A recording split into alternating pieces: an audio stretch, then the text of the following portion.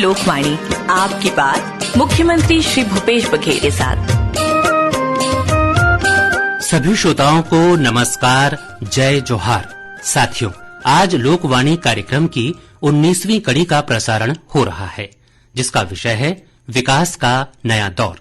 इस अवसर पर माननीय मुख्यमंत्री श्री भूपेश बघेल जी और आप सभी श्रोताओं का हार्दिक स्वागत है। लोकवाणी के सुनिए सबो सियान मन, दाई दीदी, भतीजा भतीजी और सब्बो संगवारी मल्ला मोर डहार ले जय जोहार। मोला बड़ खुशी है कि आज लोकवाणी के माध्यम से हमारे छत्तीसगढ़ राज्य के विकास के नवा दौर के चर्चा हुई। छत्तीसगढ़ के विकास होए एकर बड़ा सपना है, हमार पुरखा मन के सपना है, हमार नवा पीढ़ी के सपना है।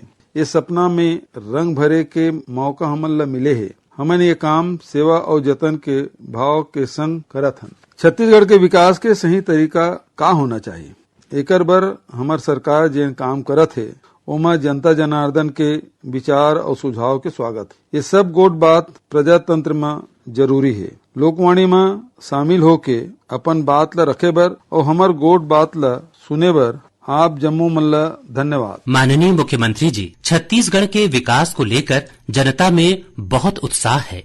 जब से आपने प्रदेश के मुख्यमंत्री के रूप में कार्यभार संभाला है, तब से प्रदेश में विकास का एक नया स्वरूप नजर आ रहा है। इस संबंध में हमारे कुछ श्रोताओं की जिज्ञासाएं हैं, जिनका समाधान वे आपसे चाहते हैं। नमस्कार माननीय मुख्यमंत्री जी, मैं चांदनी राजवाड़े बड़कापारा सूरजपुर से बोल रही हूँ। विकास के बारे में हम विगत 2 दशकों से अलग अलग तरह की बातें सुनते रहे हैं। इतने बड़े राज्य में कुछ एक्सप्रेस हाईवे या स्काईवे, इक्का दुक्का तालाबों का सौंदर्यीकरण, शॉपिंग मॉल, पुल, कुछ भव्य सरकारी दफ्तरों के निर्माण की तस्वीरें विकास के नाम पर पेश की जाती थी।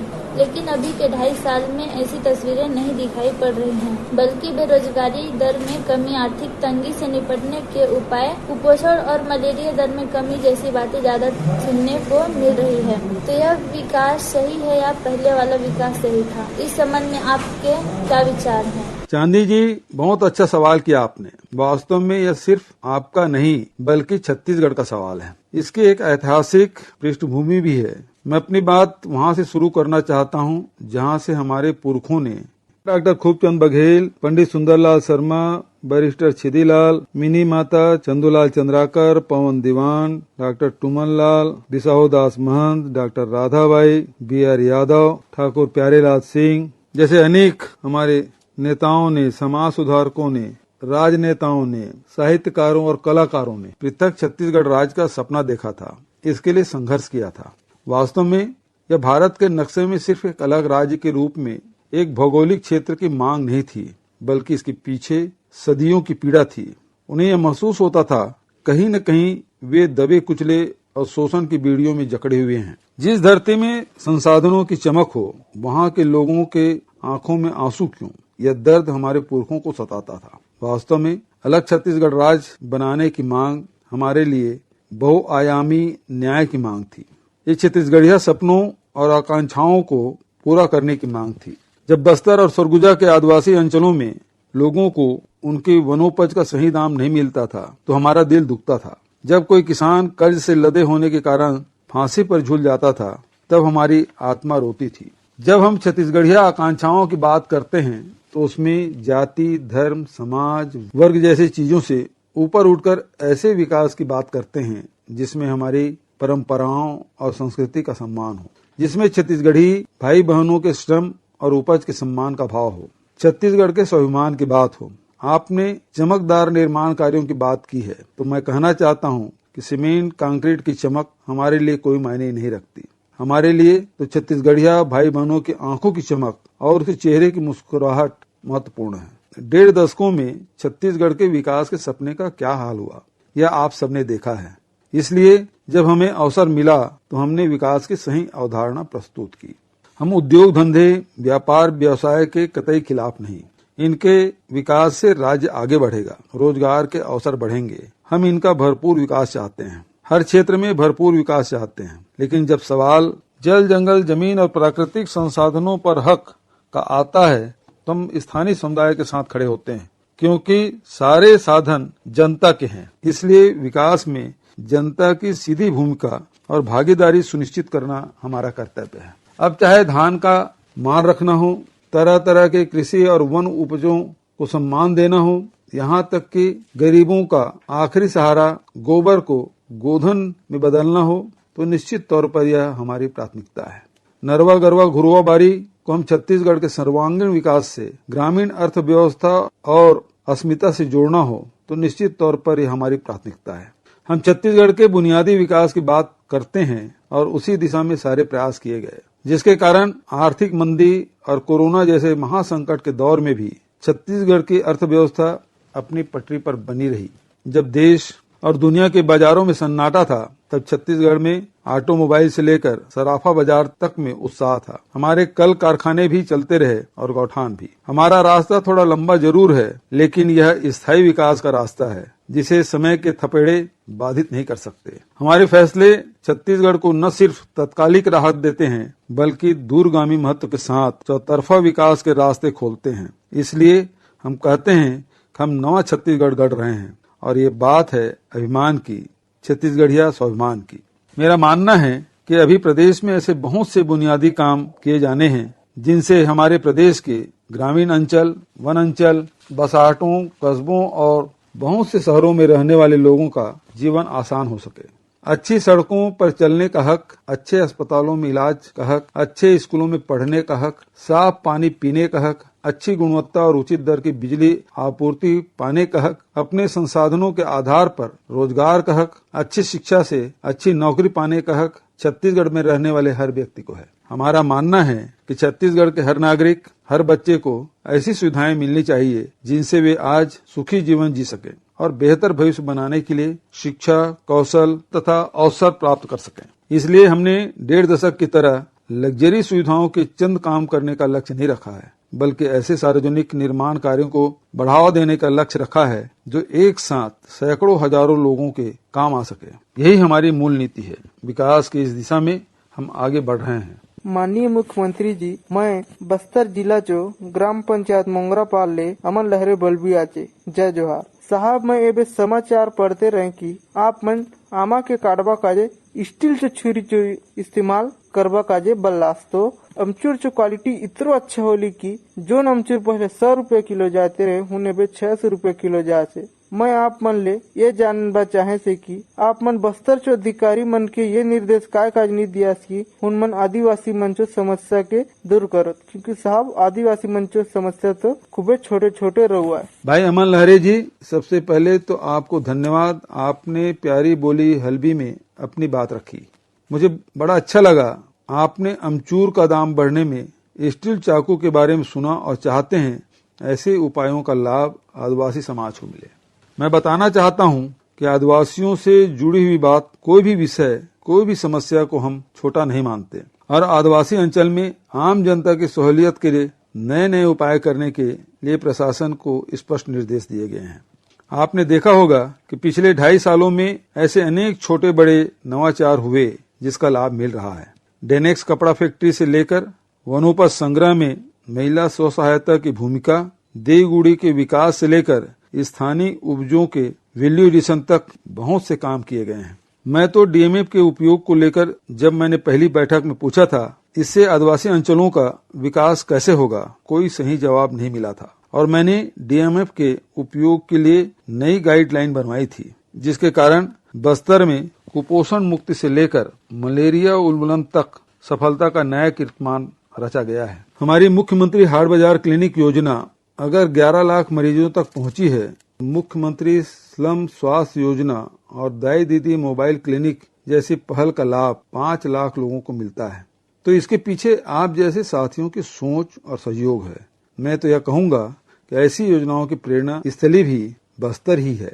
माननीय मुख्यमंत्री जी, आपने जो बात कही उससे हमें अपने संविधान और लोकतंत्र की गरिमा का आभास होता है। सड़कों को लेकर जो बात आपने कही है, बिल्कुल वैसे ही चिंता हमारे एक श्रोता ने व्यक्त की है। आइए सुनते हैं उनकी आवाज। मदनपुर कहा कुमार साहू बोल रहे हैं। गाँव का विकास होना चाहिए अच्छे ढंग से। आज गांव में सड़क की असुविधा है, आने जाने में विद्यार्थियों को, किसानों को, राहगीरों को ये समस्या जल्द से जल्द दूर होना चाहिए। ज्वलंत समस्या है। धन्यवाद साहू जी। सोचिए कि गांव का बच्चा जब अपने घर से निकलकर स्कूल, अस्पताल या फिर शहर की तरफ आता है तो उसे जो सबसे पहली सुरक्षा चाहिए वह उसे अच्छी सड़कों से मिलती है। हमारी बेटियां और गर्भवती बहनों को घर से निकलते ही जो पहली सुरक्षा चाहिए वो उन्हें अच्छी सड़कों से मिलती है। दूध वाले, सब्जी वाले, रोजी या अन्य कामों पर जाने वाले लोग या किसान भाई बहन जब खाद बीज के लिए बाहर निकलें और उन्हें अच्छी सड़क न मिले तो उनकी क्या हालत होती है। किसी बुजुर्ग की कल्पना कीजिए जिन्हें समतल सड़क से ज्यादा सुविधा कुछ नहीं चाहिए। इसलिए हमने 4-5 लग्जरी सड़कों की कल्पना नहीं की, बल्कि हजारों ऐसे सड़कों की कल्पना की जो सुविधाजनक हो। आपको यह जानकर आश्चर्य होगा कि आगामी 2 वर्षों में हम 16,000 करोड़ की लागत से हजारों सड़कें और पुल पुलिया बना रहे हैं। हमारा लक्ष्य है सड़कों का नेटवर्क पूरा हो। ऐसा न हो कि सड़क तो हो लेकिन अप्रोच नहीं, पुल पुलिया नहीं। इसलिए हमारी परियोजनाओं में समग्रता का अभाव है। मैं हजारों सड़कों का उल्लेख तो नहीं कर सकता, लेकिन कुछ प्रमुख सड़कों के बारे में जरूर बताना चाहूंगा, जिससे उस अंचल के लोग समझ जाएंगे कि उनकी कितनी वर्षों की पुरानी मांग पूरी होने वाली है। ऐसी कुछ सड़कें हैं: रघुनाथपुर लुंड्रा धौरपुर मार्ग, अंबिकापुर दरमा हवाई पट्टी, मैनपाट मार्ग, कुनकुरी तपकरा मार्ग, बतौली बगीचा चिरईडांड मार्ग, चंद्रपुर डबरा मार्ग, खरसिया धर्मजयगढ़ पत्थलगांव मार्ग, कटघोरा हरदी बाजार, बलौदा अकलतरा मार्ग, मड़वा गिरौदपुरी, बरपारी बिरौद महाराजी मुख्य जिला मार्ग, अमोदी मड़वा पौनी मार्ग, राजिम पोखरा मार्ग, मंदिर हसौद चंदखुरी मार्ग, मेघा सिंहपुर दुगली मार्ग, दुर्ग अंडा उतई पाटन अभनपुर मार्ग, जामुल नंदनी अहवारा मार्ग, जगदलपुर बैलाडीला गीदम दंतेवाड़ा किरंदुल मार्ग। इसी तरह सबरी नदी पर केरलापाल बटनवाड़ा घाट पर बनने वाले पुल और इंद्रावती नदी पर बिंता सतसपुर धर्माबेड़ा मार्ग पर बनने वाले पुल से वहां के लोगों की जिंदगी में कितना अच्छा असर पड़ेगा, इसको सोचकर ही मैं बहुत रोमांचित हो जाता हूँ। इसी तरह जिलों में सड़कों के काम होंगे। ऐसी कोई सड़क नहीं बचेगी जिसके बारे में जनता की मांग हो और वह हमारी आगामी कार्य योजनाओं में शामिल न हो। हमने विभिन्न योजनाओं की सड़कों को तत्परता से बनाते हुए अनेक कीर्तिमान भी बनाए हैं। चलिए सिर्फ एक साल 2020-21 की बात कर लेते हैं। इसमें प्रधानमंत्री ग्राम सड़क योजना के तहत प्रदेश में 4,228 किलोमीटर सड़क बनाई गई। आप इतिहास निकाल कर देख लीजिए, इतना काम पिछले किसी एक साल में नहीं हुआ। इसी तरह PMGSY सड़कों की पूर्णता का प्रतिशत 121% रहा। मुख्यमंत्री ग्राम गौरव पथ योजना के तहत 94 किलोमीटर के 261 सड़कें बनाई, जिसमें पूर्णता का प्रतिशत 92 रहा। मुख्यमंत्री ग्राम सड़क एवं विकास योजना में 387 किलोमीटर के 97 सड़कें बनाई, जिसमें पूर्णता का प्रतिशत 85.24 रहा। पूरे 2.5 साल को देखें तो हमने PMGSY के तहत 8,545 किलोमीटर की सड़कें बनाई और सड़कों का निर्माण पूर्ण करने का प्रतिशत 96.98 रहा है, जो अपने आप में एक बड़ी उपलब्धि है। सीधी बात है, हम केवल एक नए काम शुरू करके शिलान्यास के पत्थर पर अपना नाम लिखवाकर अमर नहीं होना चाहते, बल्कि जो जिम्मेदारी उठाई है उसे पूरा करते हुए निर्मित कार्यों को आम जनता के हित में समर्पित करने पर विश्वास रखते हैं। यह भी ध्यान रखना होगा, ये सारे काम कोरोना काल में हुए हैं, जब सुरक्षा उपायों से लेकर लॉकडाउन तक की चुनौतियां थी। माननीय मुख्यमंत्री जी, आपने कहा था कि विकास का मतलब सिर्फ सड़कों का निर्माण नहीं होता, तो विकास के इस नए दौर में आपकी प्राथमिकताएं क्या हैं और उन प्राथमिकताओं में स्वास्थ्य सुविधाएं कहां पर हैं? आइए सुनते हैं इसी विषय पर एक श्रोता की आवाज। मैं देवराम, गांव रेड़ा, जिला रायगढ़ का निवासी हूं। मैं माननीय मुख्यमंत्री जी से लोकवाणी में चर्चा का अवसर मिलने से खुश हूं। छत्तीसगढ़ के गांव के मरीजों को इलाज के लिए या तो बड़े शहर जाना पड़ता था या दूसरे प्रदेश, दोनों स्थितियों में ही बहुत दिक्कत होती थी। आपने डॉक्टर खूबचंद बघेल स्वास्थ्य सहायता योजना, मुख्यमंत्री विशेष स्वास्थ्य सहायता योजना के साथ बसाहटों तक, घरों तक स्वास्थ्य सुविधाएं पहुंचाने का इंतजाम किया है। इसके लिए बहुत बहुत धन्यवाद। कोरोना से लड़ने के लिए आपने जिस तरह से प्रयास किए वह हम देख रहे थे और उसी का असर है कि छत्तीसगढ़ कोरोना की दूसरी लहर से बहुत जल्दी बाहर आ गया। हम जानना चाहते हैं कि कोरोना की तीसरी लहर को लेकर छत्तीसगढ़ की क्या क्या तैयारी है। नमस्कार माननीय मुख्यमंत्री जी, मैं ब्रिजमोहन अग्रवाल जवाहर नगर रायपुर से बोल रहा हूँ। ऐसा कहा जा रहा है कि कोरोना की तीसरी लहर बच्चों के लिए बहुत ज्यादा घातक हो सकती है और इस पे पुरानी दवाइयाँ और किसी भी किस्म का कोई ट्रीटमेंट काम नहीं करेगा। सेकंड वेव में भी देश में बहुत सारी तकलीफें आई थी, जैसे ऑक्सीजन की कमी और भी तकलीफें आई थी। हालांकि छत्तीसगढ़ में आपके प्रयासों से स्थिति संभल गई थी। अगर नई लहर ज्यादा खतरनाक हुई तो इसमें छत्तीसगढ़ की क्या तैयारी है? धन्यवाद भाई देवराम जी, बृजमोहन जी। कोरोना का संक्रमण पूरी दुनिया के लिए एक नए तरह का अनुभव था। इससे निपटने में जितनी भूमिका मेडिकल साइंस की थी, उतनी ही भूमिका शासन, प्रशासन और जनता के बीच एक समझ विकसित करने की थी, जिससे कि जनता को जागरूक करते हुए कोरोना को हराया जा सके। मैं कहना चाहता हूं कि 2.5 साल पहले सरकार में आते ही हमने स्वास्थ्य के क्षेत्र में जिस तरह के सुधार किए और व्यवस्थाओं को चाक चौबंद किया, उसका बहुत लाभ कोरोना से निपटने में भी मिला है। वर्ष 2018 के अंत में प्रदेश के सरकारी अस्पतालों में सिर्फ 1378 डॉक्टर काम कर रहे थे। हमने उसे बढ़ाकर 3358 कर दिया है। इसी प्रकार मेडिकल स्टाफ की संख्या भी 18,000 से बढ़ाकर लगभग 22,000 कर दी है। उस समय प्रदेश के सभी अस्पतालों को मिलाकर बिस्तरों की संख्या मात्र 15,000 थी। हमारी उदार नीतियों से 2.5 वर्ष में यह संख्या बढ़कर अब लगभग 30,000 हो गई है। कोरोना से लड़ने के लिए विशेष सुविधाओं की जरूरत पड़ी तो हमने ventilator, ICU beds, HDU beds, oxygen युक्त बेड, ऑक्सीजन कंसंट्रेटर, हर तरह के oxygen cylinder, PSA oxygen plant, liquid oxygen tank, multi monitors जैसे आवश्यक उपकरणों को भी कई गुना बढ़ाया गया है। हम कांकेर, कोरबा तथा महासमुंद में नए मेडिकल कॉलेज भी खोल रहे हैं, जिससे प्रदेश में डॉक्टरों की संख्या बढ़ेगी और जनता को इसका लाभ भी मिलेगा। पिछले 2 बजट में हमने स्वास्थ्य के क्षेत्र में सबसे अधिक बढ़ोतरी करते हुए 880 करोड़ रुपए का बजट दिया। इसके अलावा राज्य आपदा राहत मद से 50 करोड़ रुपया, मुख्यमंत्री सहायता कोष से 80 करोड़ रुपए भी दिए, जिससे स्वास्थ्य क्षेत्र में कुल मदद बढ़कर 1000 करोड़ से अधिक हो गई है। सबसे पहले तो हम भगवान से प्रार्थना करेंगे कि देश और प्रदेश में तीसरी लहर का प्रकोप आने ही न पाए। मैं आप सबसे यह अपील करता हूं कि जान है तो जहान है। कोई भी विकास तभी काम आता है जब आपकी जान बची रहे। इसलिए मास्क, हाथ की सफाई, भौतिक दूरी को अपनी जीवन शैली का अंग बना लें। कोरोना का हिसाब तो वैसे ही है कि सावधानी हटी, दुर्घटना घटी।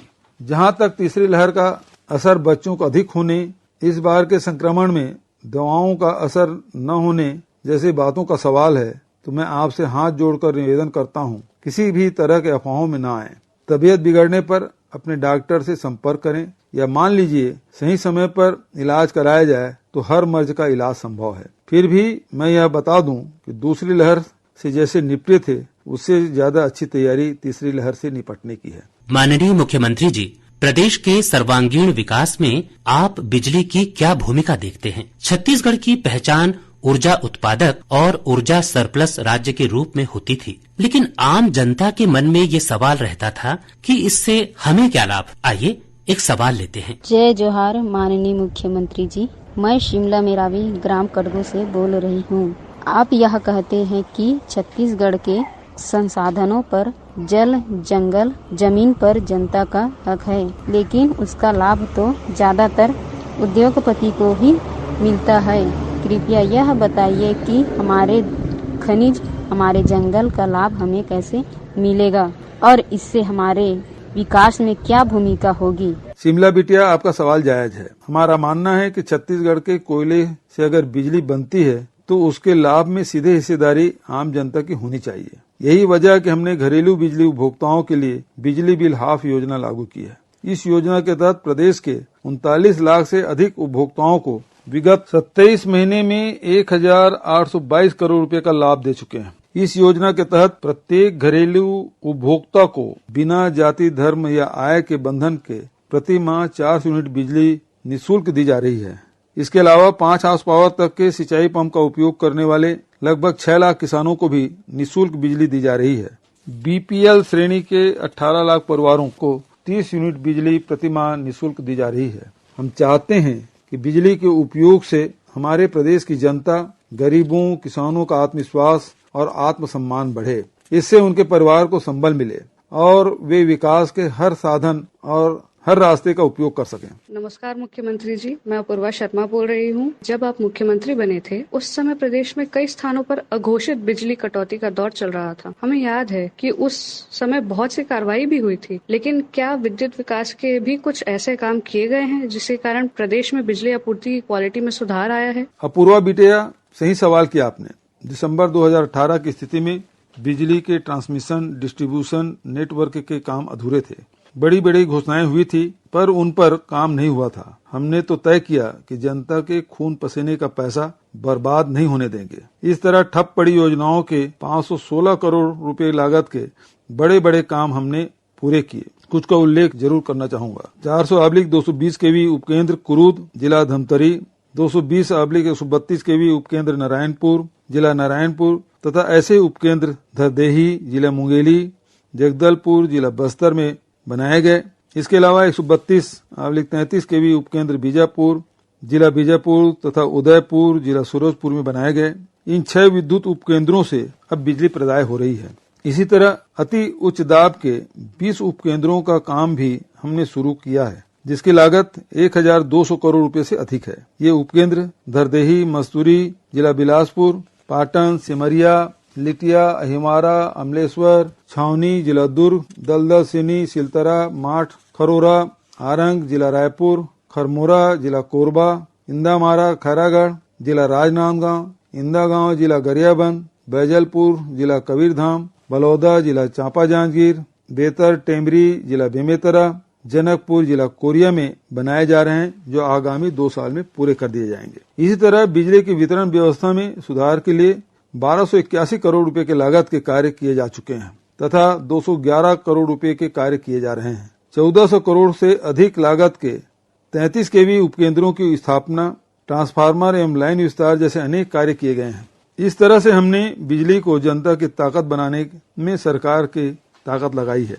प्रदेश के औद्योगिक विकास का लाभ प्रदेश की जनता को दिलाने के लिए नई औद्योगिक नीति बनाई है, जिसके कारण प्रदेश में 47,000 करोड़ रुपए का पूंजी निवेश होगा और 67,000 से अधिक लोगों को प्रत्यक्ष रूप से रोजगार मिलेगा। अप्रत्यक्ष रूप से इसमें लाखों लोग को लाभ मिलेगा। हमने हर विकास खंड में फूड पार्क स्थापित करने की दिशा में कार्यवाही शुरू की है। 146 में से 110 विकास खंडों में भूमि चिन्हांकित हो गई है तथा 48 विकास खंडों में जमीन उद्योग विभाग को हस्तांतरित की जा चुकी है। सुकमा में फूड पार्क की स्थापना हेतु अधोसंरचना विकास का कार्य शुरू कर दिया गया है। दुर्ग जिले में 78 करोड़ रुपए लागत के वनोपज प्रसंस्करण के लिए बृहद इकाई स्थापित करने की दिशा में भी काम शुरू हो गया है। ऐसी दर्जन भर अन्य इकाइयां विभिन्न स्थानों पर लगाने के लिए निजी संस्थाओं से करार किए गए हैं। आदिवासियों तथा वन आश्रित परिवारों को सीधा लाभ दिलाने के लिए हमने समर्थन मूल्य पर वनोपज खरीदी संख्या 7 से बढ़ाकर 52 की। 17 वनोपज के संग्रहण, मजदूरी तथा समर्थन मूल्य में वृद्धि की,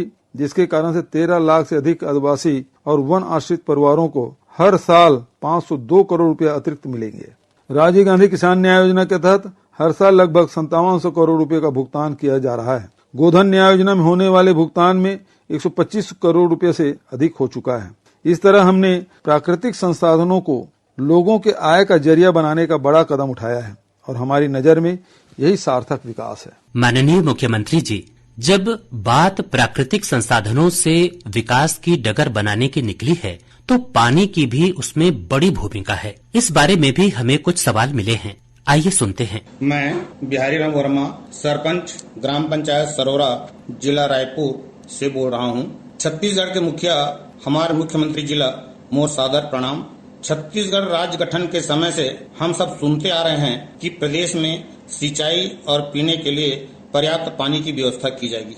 आपकी सरकार आने के पहले सिंचाई की कितनी परियोजनाएं अपूर्ण थी एवं आपके आने के बाद कितनी नई योजनाएं आप लेकर आए, इस दिशा में आप क्या करने जा रहे हैं, कृपया इस संबंध में बताने का कष्ट करेंगे। धन्यवाद। बिहारी भाई, आपने आंकड़ों में सवाल पूछा है तो मैं भी आंकड़ों में जवाब दे देता हूँ। 17 दिसंबर 2018 के पहले 18,000 करोड़ से अधिक लागत के 543 सिंचाई परियोजनाएं अधूरी छोड़ दी गई। इन परियोजनाओं के सर्वे आदि में जनता का बहुत सा पैसा लगा है। हमने मात्र 2 साल में इनमें से 138 परियोजनाएं पूर्ण कर दी है तथा 405 का काम प्रगति पर है। इतना ही नहीं, 17 दिसंबर 2018 के बाद हमने 429 नई परियोजनाएं स्वीकृत की है, जिसकी लागत 1657 करोड़ रुपए है। इसमें से भी 12 योजनाएं पूर्ण कर दी गई है और 417 योजनाएं प्रगति के विभिन्न चरणों पर हैं। इस तरह मात्र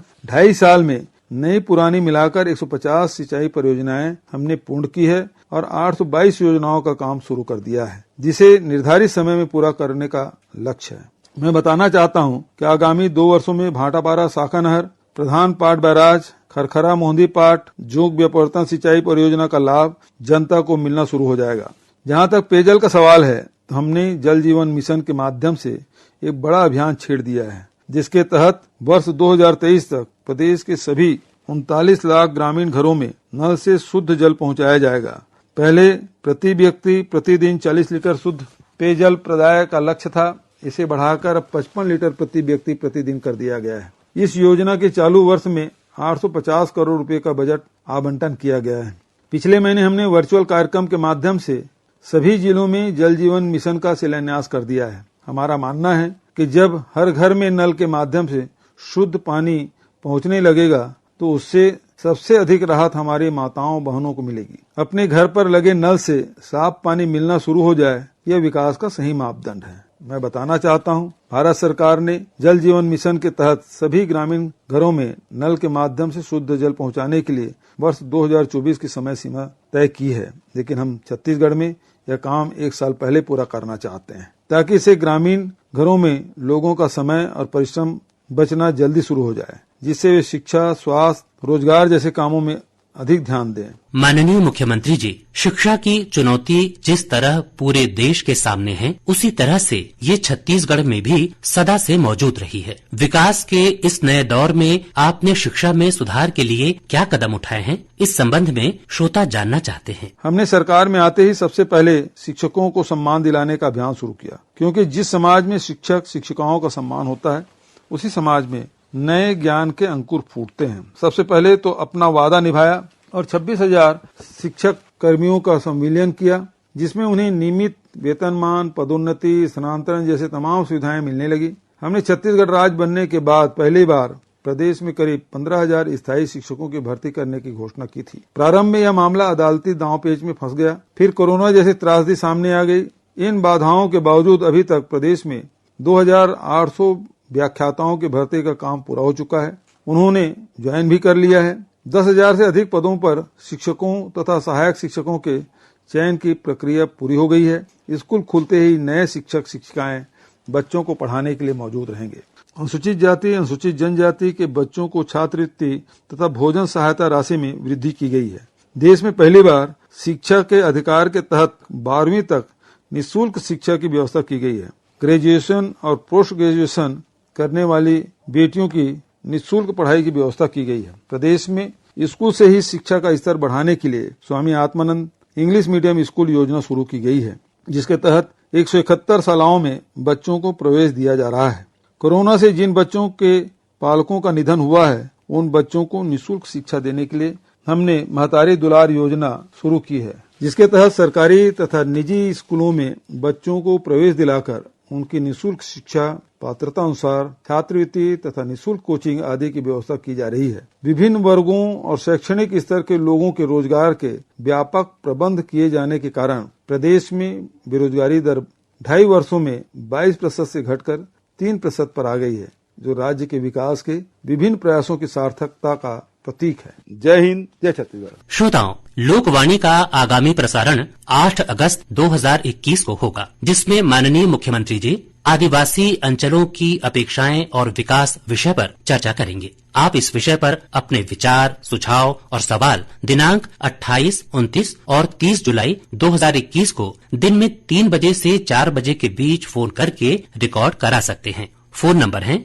0771 के बाद 2430-501, 2430-502 और 2430-503 और इसी के साथ ये कार्यक्रम संपन्न होता है। नमस्कार, जय जोहार।